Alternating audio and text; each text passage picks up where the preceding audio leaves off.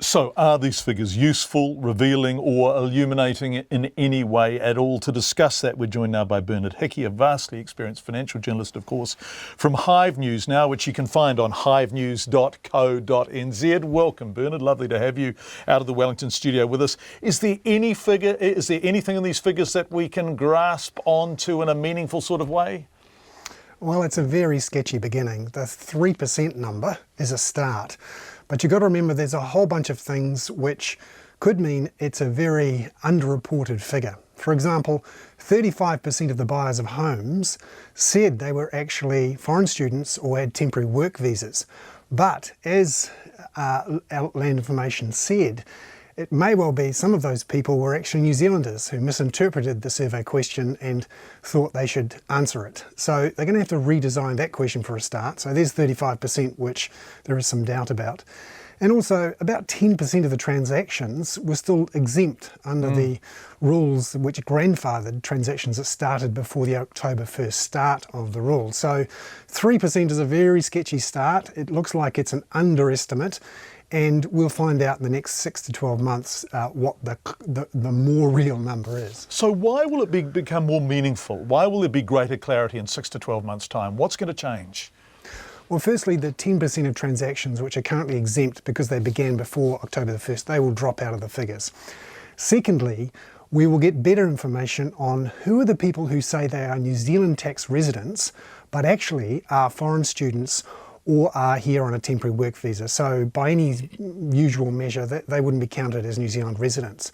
And currently that number is 35%, which is a pretty chunky thing. So if you actually added up the 3% plus the 35% who say they're students or on temporary work visas, plus the 10% which are currently exempt, you could get a number as high as 48%. Now that, of course, is way out of the ballpark.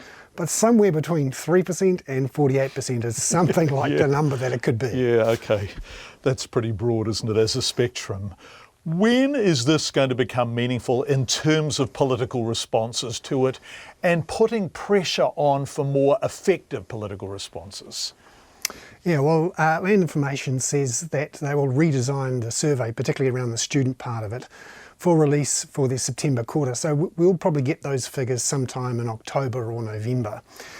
We'll have dropped out the initial exempt data. So by the end of this year sometime, we should have something more useful, and certainly in time for the election next year. And it'll be early next year when the government will be in a position to say, well, here's what this means for housing policy. Should, for example, the government introduce a land tax on non-residents? Potentially they could. Should, for example, there be a debate again about banning foreign buyers of existing homes in New Zealand? Obviously the opposition says that's what they'd like to do.